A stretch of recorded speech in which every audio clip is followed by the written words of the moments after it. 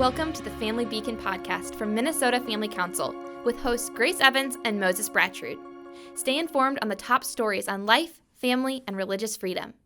Get the facts, stand for truth. Hello and welcome back to the Family Beacon podcast. My name is Grace Evans. I'm here with Moses Brattrud. Today we are going to be talking about marriage, which brings us to Sorry. I just couldn't resist. We will be talking about marriage, though. We are actually very excited about this podcast episode. It's going to be a little bit different than normal. We will be talking about the recent vote on gay marriage, which is very current events. Moses will brief us on that briefly, and then I will be talking about a study done by National Review. Actually, not done by National Review, excuse me, but a study reported on by National Review about how different studies that they have collected indicate that religious men and women who marry in their 20s without cohabitating first have the lowest odds of divorce in America. So we'll also be talking about that, and then we will get into the truly exciting part of today's episode, which Moses will be talking about his thoughts on marriage. I'll be talking about mine.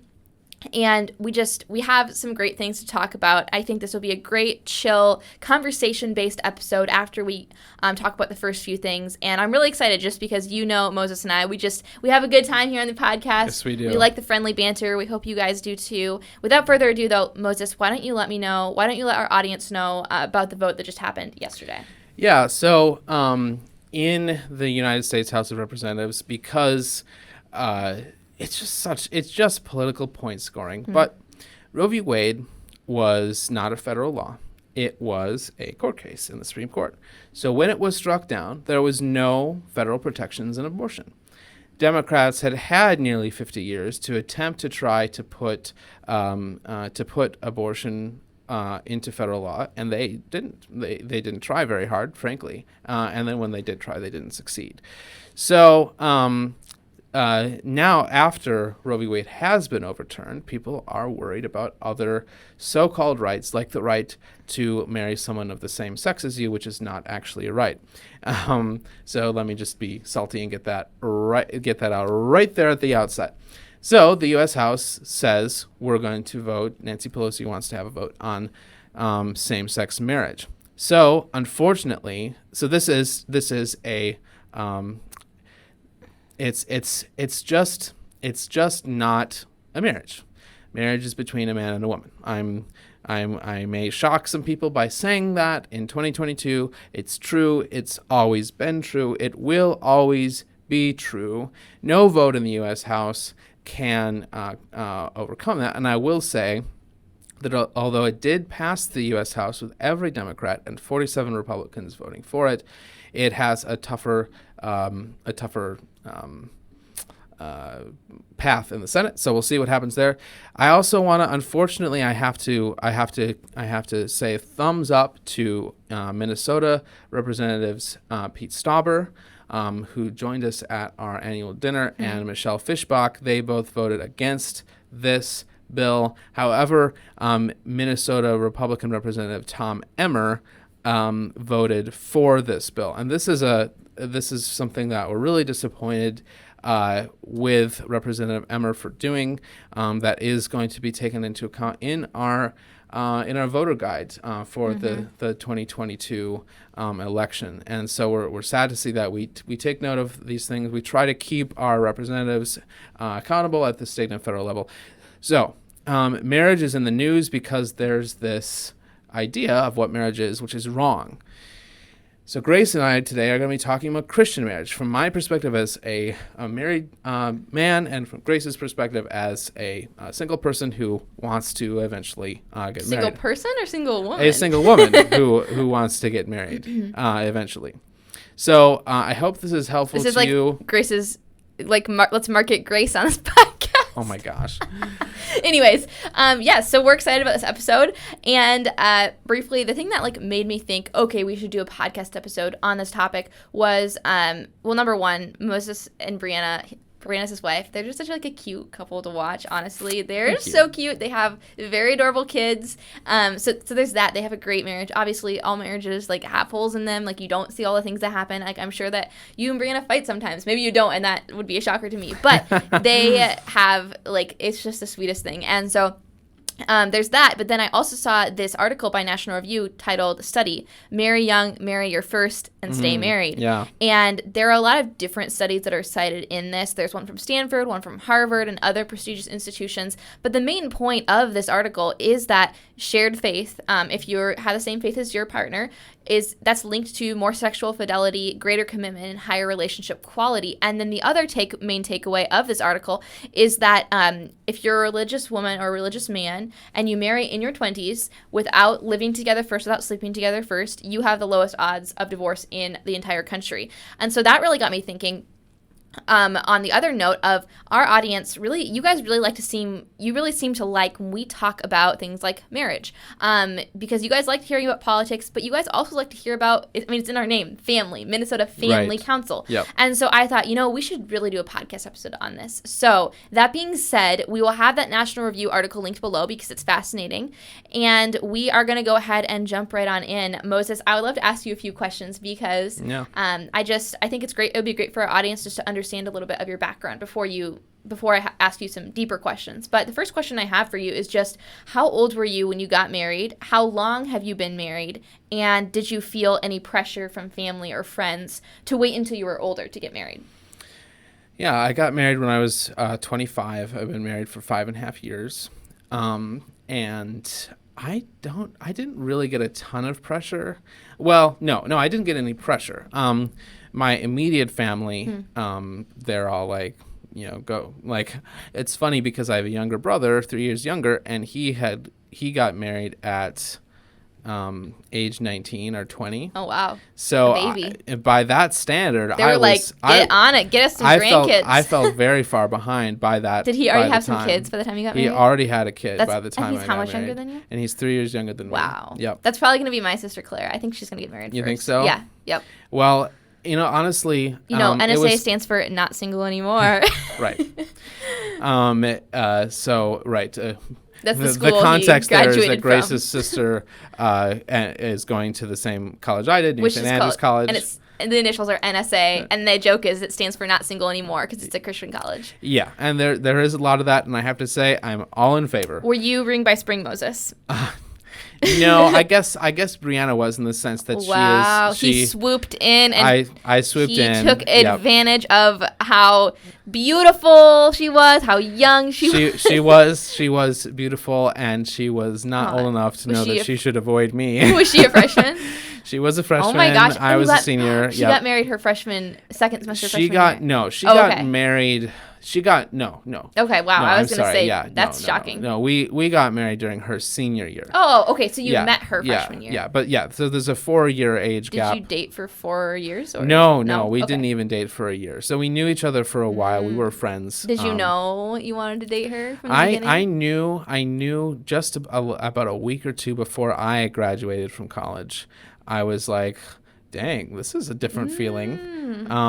This does not feel like other feelings that I've had in the past. A year after knowing her a bit. Oh, let's see. Would it be? Yeah. Well, yeah. A year after knowing her. Yep. Yeah. So okay. and then there was a lot of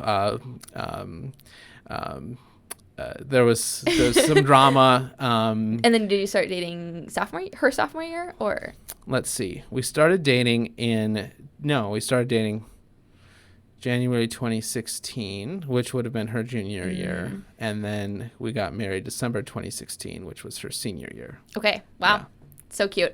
So thanks for that background. I think that's helpful. I feel like this is a huge question.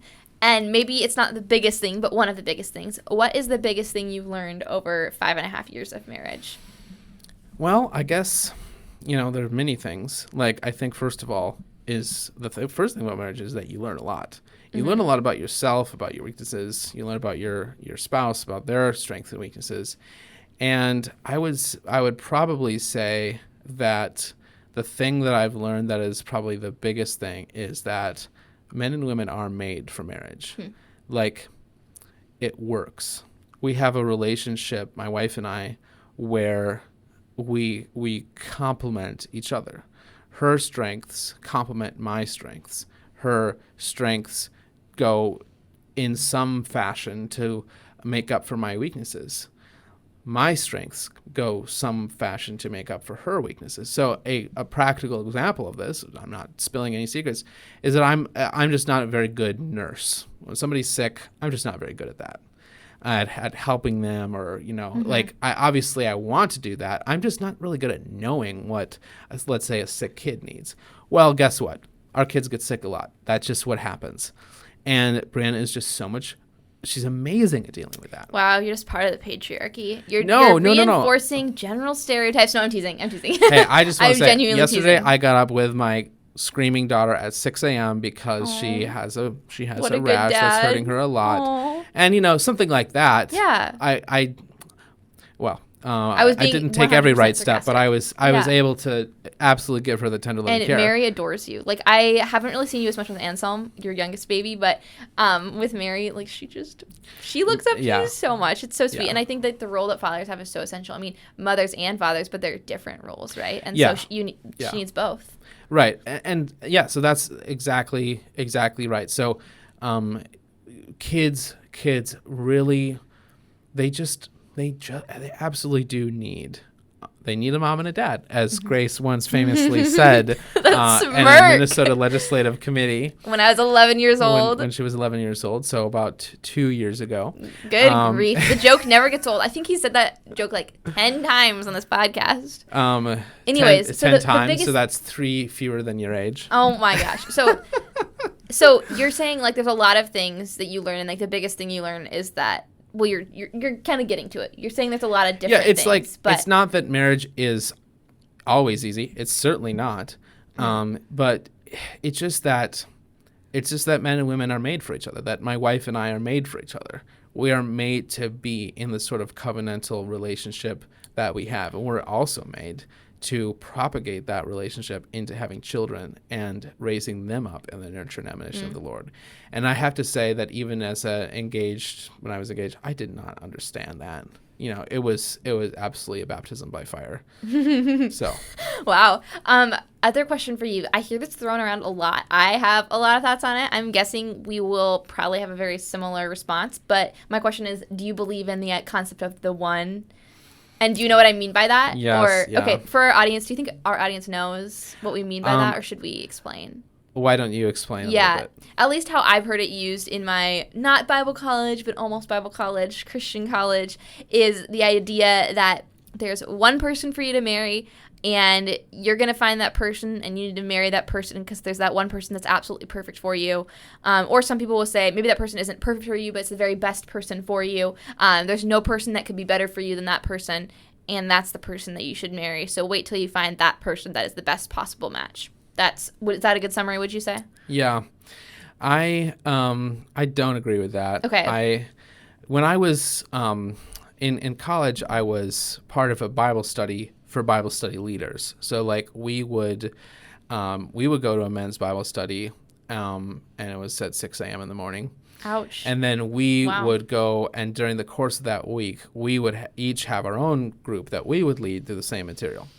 Did you lead a men's Bible study too? It was a... I was wondering if it was a ploy to get Brianna over and it was like no, co-ed. it was definitely just dudes. Okay. The women had a similar thing. But one of the things that the guy said, the guy who led the whole initiative, his name was Matt Gray. I really respect him.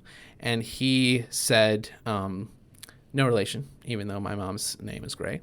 But he said, you make the choice to love, and then you love the choice you make. So that was his, there's a sense of infatuation and that sort of like really hot feeling of being sick to your stomach and, oh, that's what being in love feels like. And that's a real thing. I love that. I have that feeling toward my wife. But ultimately, I didn't marry her based on emotions. I didn't. I married her because I wanted to be, I loved her for who she was. I didn't love her because of what I felt when I was around her, and I know that's true because of how I've seen our relationship develop over the years and how we have a greater in some ways, a much greater respect for each other than we did when we first got married, because we've gotten to know each other better, and our love has grown because of that. So that's how I know that our love wasn't just that infatuation that might last or might not, but is also, and more importantly, a deep spiritual bond based on an affinity, based on wanting to make a covenant with each other, to use like the Old Testament language. So I don't necessarily think that there's that I think that God gives us the freedom to find that person, to choose that person, and to make our life with them. I don't think that like there's the case that if you well, I'll pick on Grace. Oh boy. Grace well, I won't. I'll let you talk about this if you want to. But like, let's say that you turned a guy down. So what I'm saying is, if you turn down a guy, I don't think you have to worry about whether that dude was somehow God's only option for you, and whoops, now you're going to be single forever. So I just don't believe in that. Yeah, I agree with you. I think I heard it said by a pastor that I really respect. He said that there isn't a concept of the one, like there's only one person for you to marry, and if you might miss your chance until you get married, then that person becomes the one. And there was like a post from Desiring God or somewhere, and they said, like, if you're wondering if you married the right one, look down at your hand and see if you have a ring on it. If you have a ring on it, you found the right one. Absolutely. And I think that's absolutely true, because I mean, I think something else though a pastor did say to me was, he said there's there's always someone like better, quote unquote, that you could have married. But there is someone that you would have been more compatible with. There is someone that like is more of this or is more of that. Sure, there's someone somewhere in the world. But the question is, did you cross paths with that person? Did you choose? Did you commit? Like you said, did you commit to that person? No, you committed to this person. So this person is your person. Yeah. And so, yeah, I agree with that. But I think it's a good I thing do sometimes call Brianna my person. Your person. My woman. Anyways, I think it's helpful, especially for girls, because I think girls struggle with this more than guys, but I don't know, I could be wrong. I have a lot of friends who struggle with this, and they struggle with, like, have I missed my chance if I broke up with this dude or if he broke up with me? And the reality is, like, no, God won't let you miss the person that you're supposed to marry. Darn right. And also you do have free will with that though too. Like you do get to choose who you're going to end up with. And so yeah, and there's different people. Like you could marry this person and there could be some benefits to that. And you can marry this person, there could be some benefits to that. Every person's flawed. It's kind of choosing, at least from my perspective, it's choosing like what flaws are you willing to live with? What things like do you what? It's true. Well, that's kind of that's a very pragmatic way of looking at it. Well, I'm very pragmatic, Moses. I think I actually disagree with that. I don't think it's about weighing people's flaws and deciding whether you can live with someone's flaws. I'm not saying it's about weighing people's flaws, but I am saying like everyone has flaws. Some people's flaws, like there's a person that I dated and it was like these flaws are like I've severely underestimated how much they would bother me, and there's no way I could marry the person. Like, I'm sorry, there's just no way I could marry him. It was just, we're not compatible, and I thought, it would be fine because we were very different, but it ended up being we were too different. And I think there's a lot of truth to that. Like, there are some things, you get to choose, like, everyone's a sinner, right? Yeah. But everyone capitalizes on certain sins, right? Yeah. So it's figuring out. So I don't know. I'm not saying that's the key thing. I'm just saying that's one of the things that I've realized is people have strengths and weaknesses, and you should figure out what your strengths and weaknesses are and find someone to complement that. Not someone exactly like you, but not someone too different where you're like on different wavelengths. I agree with that. You should also be in love with the person. Of course. Okay. Anyways, so we've covered that one. You talked about how you were kind of like thrown into the fire, so to speak, when you were engaged. You didn't really know what was coming for you. I've always wondered this. Is it stressful, not with you specifically, but just with guys in general, is it stressful to be the head of your house? And in general, what are your thoughts on complementarianism? Which that's a big can of worms. You just give like a brief. Well, I think my brief thing is that I would point to an awesome article which Joe Rigney wrote recently. President of my school? Yes, the president of Bethlehem College and Seminary, and I think it's on the Council for Biblical Manhood and Womanhood website. So we'll link that in the show notes because I thought that was a really good biblical explanation of why we use the word complementarianism when what we really just mean is the idea that a man and woman complement each other in marriage, that they have different but complementary roles, that the man is generally going to be the leader of the house and the leader of his wife, the leader of his family, and that the wife's role is not less. It's not less important. It's not less crucial. And how, like, I've heard the idea that the husband is the general and the wife is the colonel who reports to him. And then she's in charge of what's underneath her, and he's in charge of the whole shebang. But they work together. They're the command staff for the household. So, that's pretty much how Brianne and I work. That's what works for us. I'm not going to say that that's the only way that you should structure your marriage to have a successful marriage. Maybe I'll say that a little bit because I do think it's really natural to the personalities of men and women. Like I think men want to lead. I think men crave leadership. And I think women, this is going to be more controversial, I think women generally want to be led. I think you can say that generally. Yeah. I mean, in and marriage. You're always saying generally. Yeah. I'm not saying in every specific case. So, and to the most difficult thing just in the first year of marriage was coming to grips with the idea that I have to lead. Because to lead, you have to fundamentally give up this idea that I'm an island, that was a problem for me. The idea that I get to do what I want to do. Brianna can do what she wants to do, but I get to do what I want to do. And in a marriage, that's not how it works. So that's not the type of male leadership that I'm talking about. I don't do things, especially, let's say, big, important financial decisions. I don't do that type of thing unless Brianna is fully on board.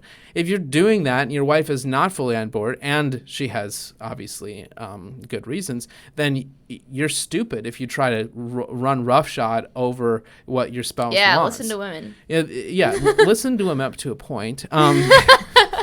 No, so going to your point, I do think in general, you're right. In general, women do want to be led in the home. I would say, especially I want to be led in the home. Do I want to be? Do I want to be led in other areas of my life? Not so much. I would like to Grace be leading in the workforce. Grace wants to essentially be the president of the United States and also be a submissive wife. I don't want to be the president, but okay, sorry, I cut you off, but.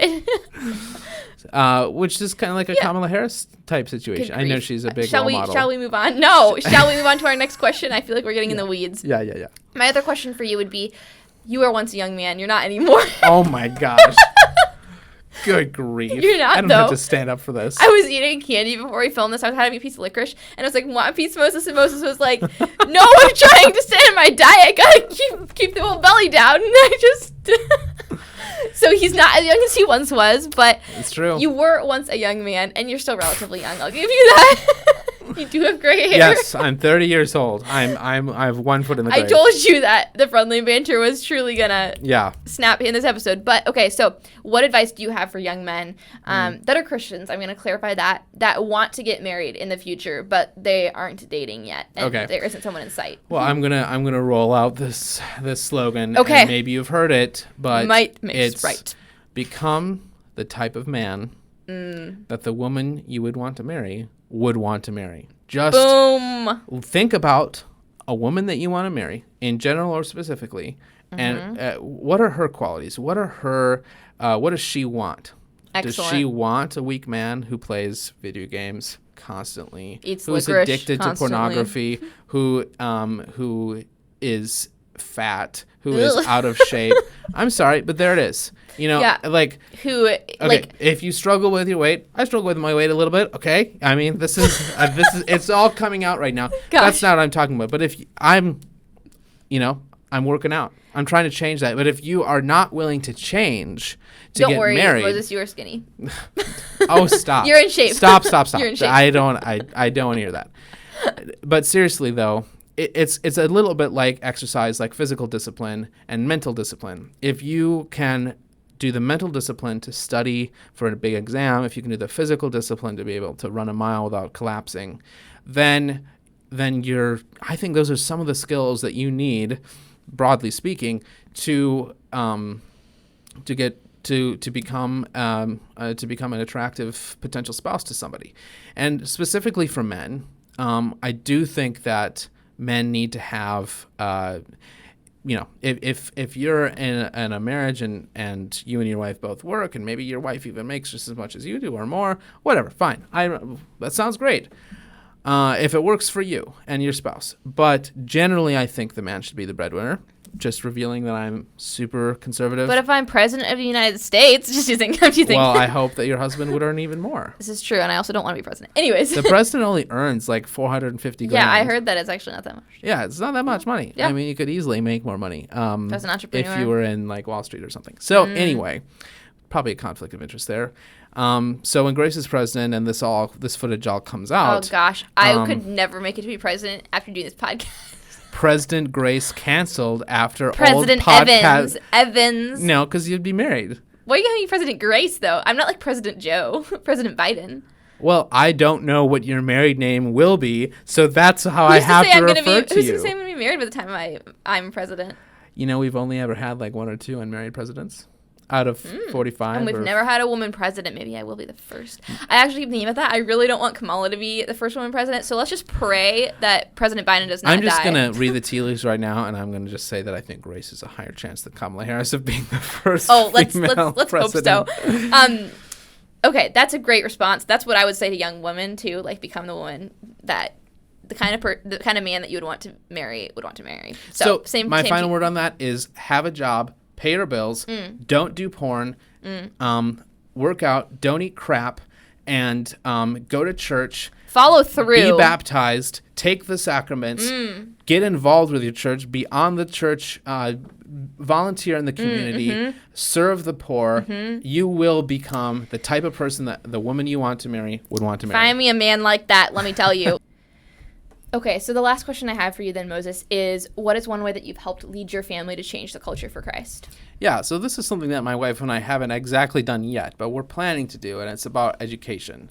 So our children are very young, just 3 and on not even 5 months, or not even 3, but we're looking at education. We're making plans. So one of those things is that we made a big financial decision together. And that big financial decision is for Brianna to enroll in something called the Cersei Institute Apprenticeship, which will train her to teach in the classical method, because the hope is that it's kind of like a master's program, and the hope is that she would be able to homeschool our children, or get involved in a homeschool group and contribute to that, or even go teach, and then we send our kids to that school. Whatever the future holds, probably homeschooling.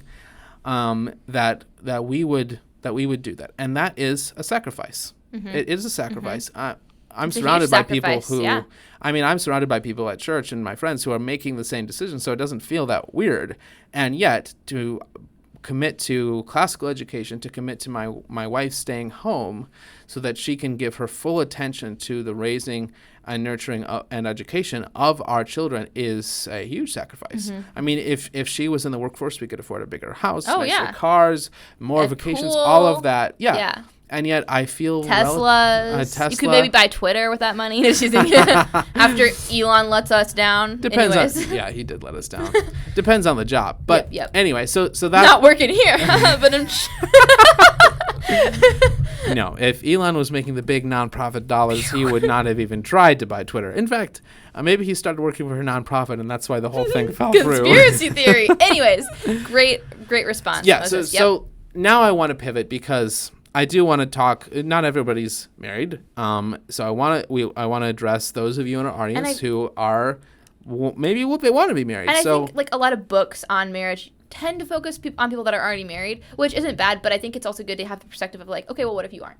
That's good. Yes, and also one more thing on that. If you are single, you will be the same person when you get married.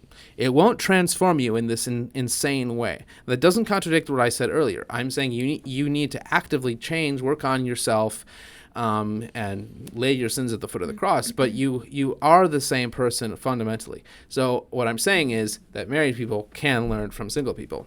Learn from me. Thank you for that. So Grace, what do you think it's important for single people to look for in a spouse? So the first thing that comes to mind when you ask that question is just a teachable spirit, which I'll expound on what I mean by that. But for me specifically, like, and I guess it depends like on men and women, but I think this is good for both men and women, is a teachable spirit, because you don't want to marry someone where if you call them out or if you say, hey, we should change this habit in our lives, they're going to be resilient and feel like they're personally attacked by it. Yeah. Oh, also someone with thick skin, gosh. Especially because I don't like it. Definitely if they're going to be marrying Grace. There was one guy that I dated, and again, these are like great guys. They're just not for me. So I don't called him a moron and you made him cry. No. I just there was something that I wanted guessing. to fix about his life. I was like, this is not God honoring. Like, this needs to be resolved.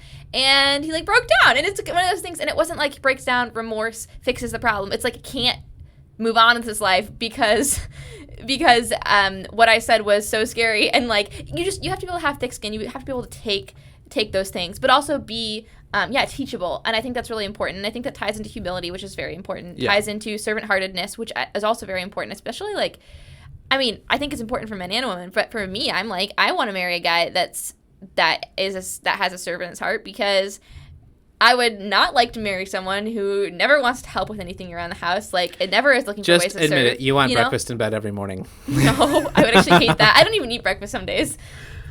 But if you did, you would want your husband to bring it to you. I want someone who's servant-hearted, because I think there's probably nothing – there's probably things that are more disturbing, actually. But it's just like, it would be so annoying if my husband came home from work and he was like, you've just worked 8 hours. I've just worked 8 hours, but you get to keep working another 5 hours until we go to bed, and I'm just gonna sit on the couch and watch TV. Like, we've both just worked for that much time. Assuming like I'm at home, maybe I work too. I don't know.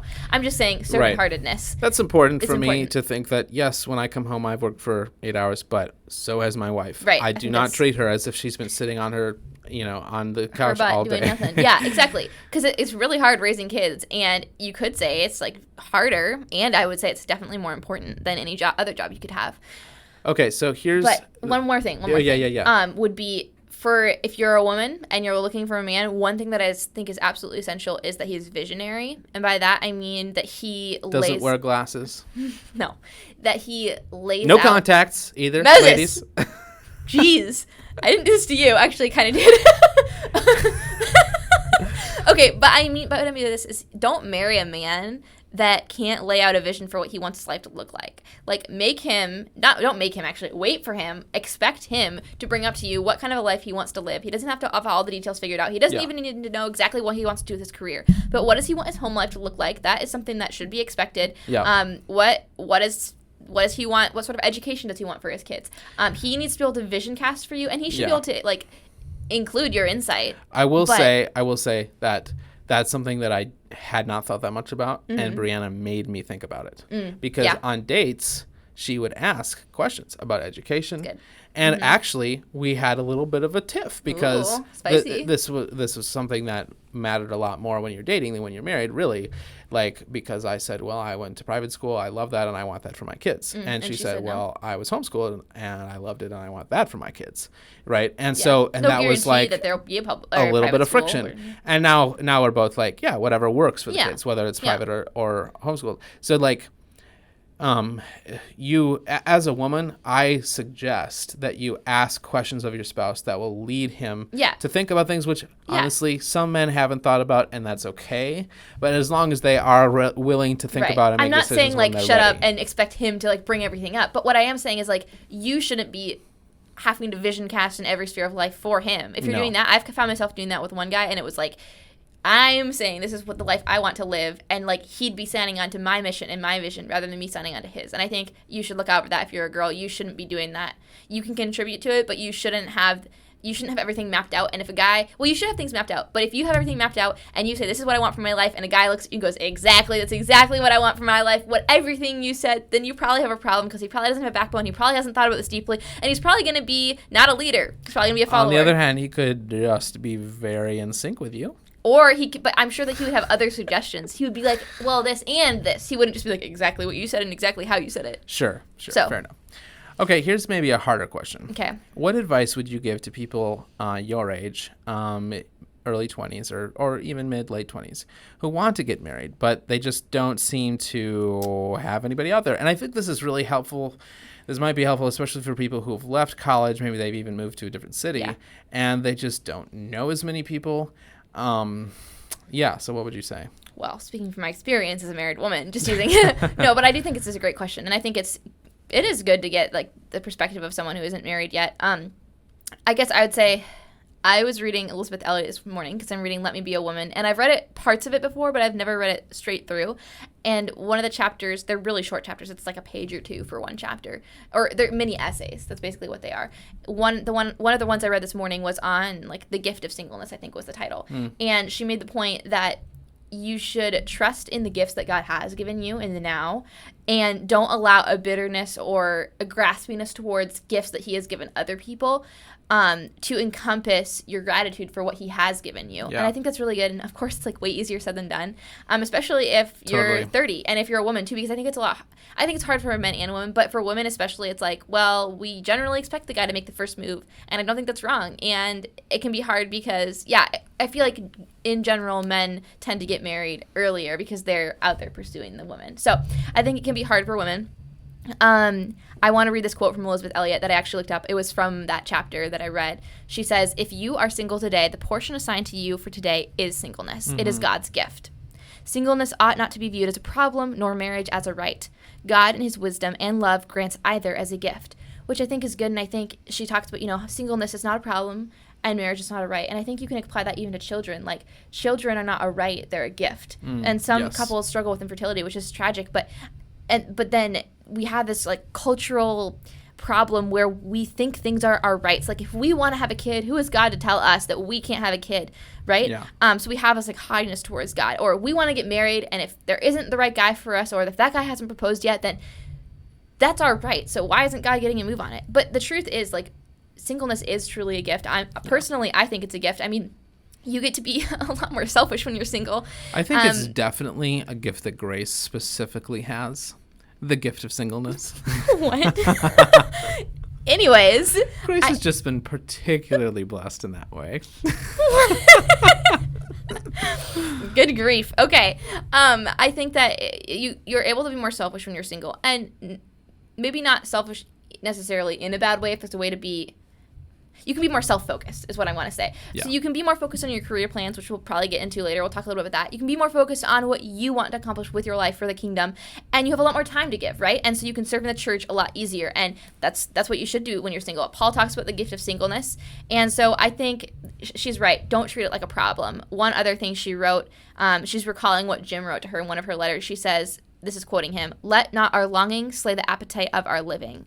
And I think that's really good. She then goes on to say, there are a lot of single women who are allowing their longing to slay the appetite of their living. They are not throwing their heart and soul into the will of God for today because they are simply dying inside for something that God has not given them. And we all need to hear that. Yeah, and that made me, when I read that this morning, I thought of that quote from Harry Potter. It's probably a quote somewhere else, but it said, it's the quote the Mirror of Erised says to Harry, I think.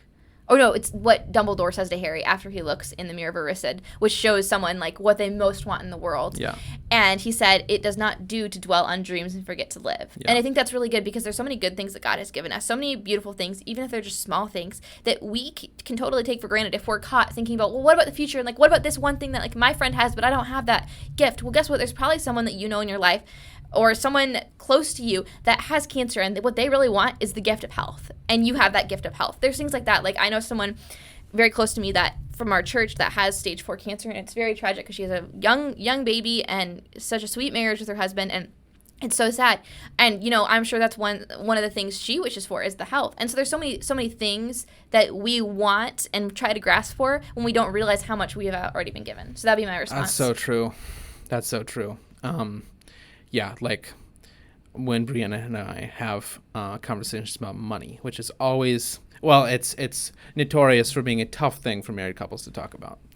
And generally for Brianna and I, it's not as difficult than as it must be for some people. But, like we were recently talking about that, and we just both brought to this moment of humility, realizing like there's all these things we want. financially that we don't have, but just thinking about listing what we do have financially, but also, more importantly in other ways, all the ways in which we have been so richly blessed, focusing on having, I hate this phrase, but I find myself using it, the gratitude attitude. I actually have a friend in college who's awesome, and he was like, every time, this was freshman year when we were talking, he was like, every time I think of something negative and I say something negative, then I try to say something positive, which I think is good. Like, think of something positive every time you're like, you complain. Every time you complain, think of something positive. And it doesn't need to be about that thing, but something positive. Because for every bad thing, there's always a good thing. That's true.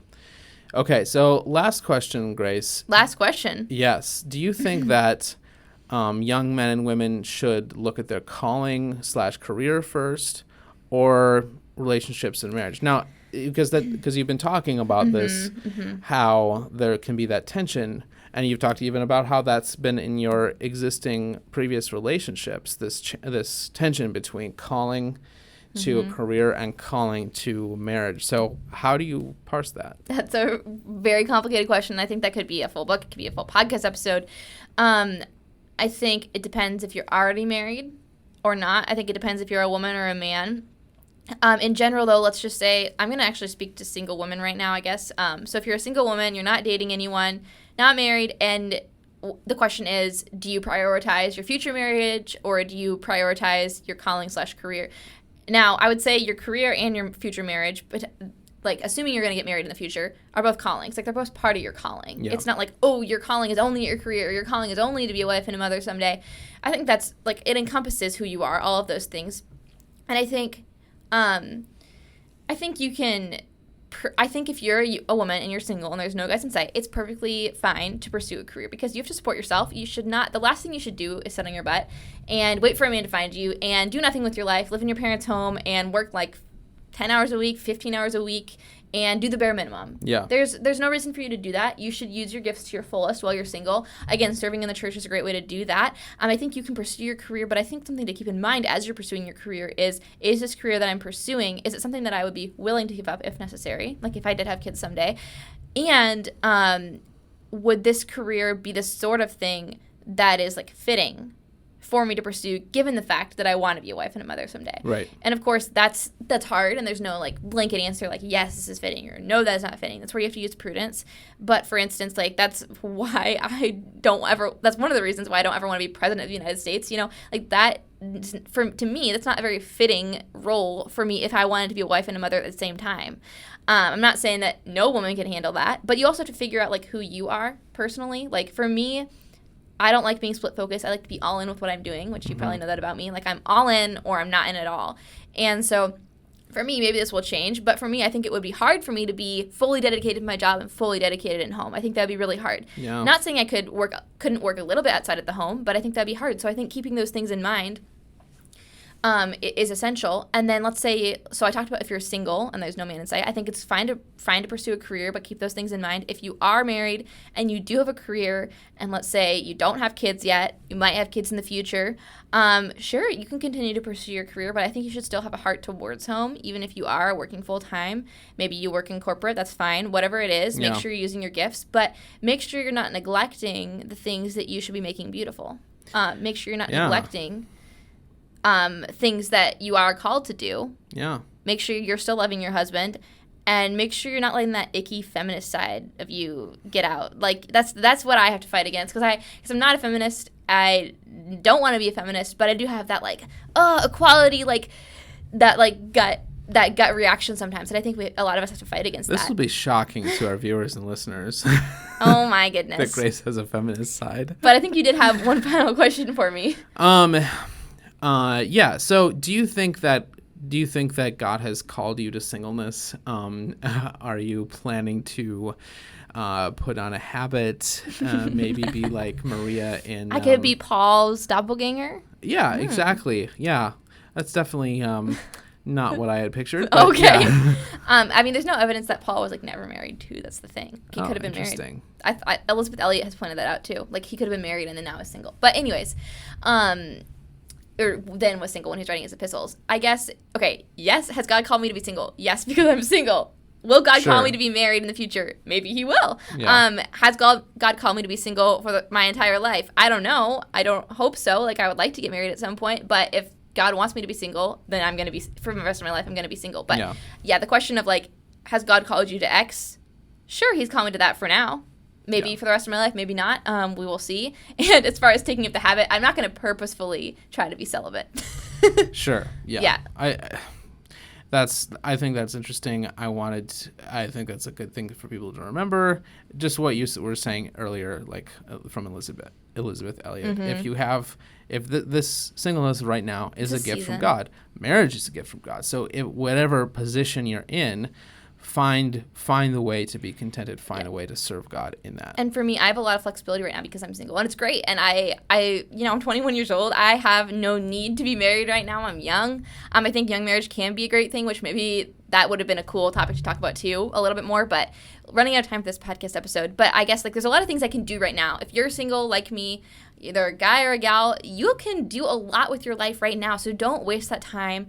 You have a lot of time to give, a lot of talents to give. Find out what your talents are. Use those talents to pour into people, those around you, because if you're going to get married in the future, you're never going to have this much time ever again. So use that time wisely. That's what I'm doing.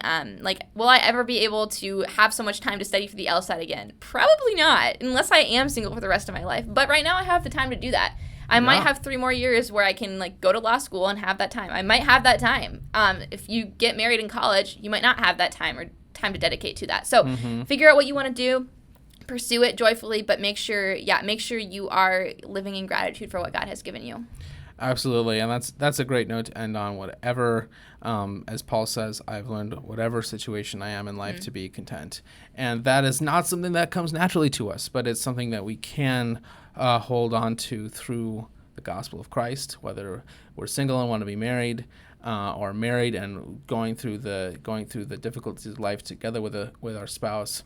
So that has been the marriage episode of the Family Beacon podcast. Thank you so much for tuning in.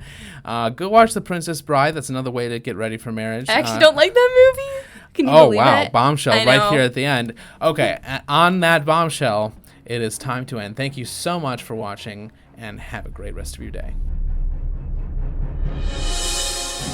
Thanks for listening to or watching this episode of the Family Beacon podcast from Minnesota Family Council. Subscribe wherever you listen to podcasts so you're up to date on life, family, and religious freedom. You can follow us on Instagram at MN Family Council and subscribe to us on YouTube to watch our content. Get the facts, stand for truth.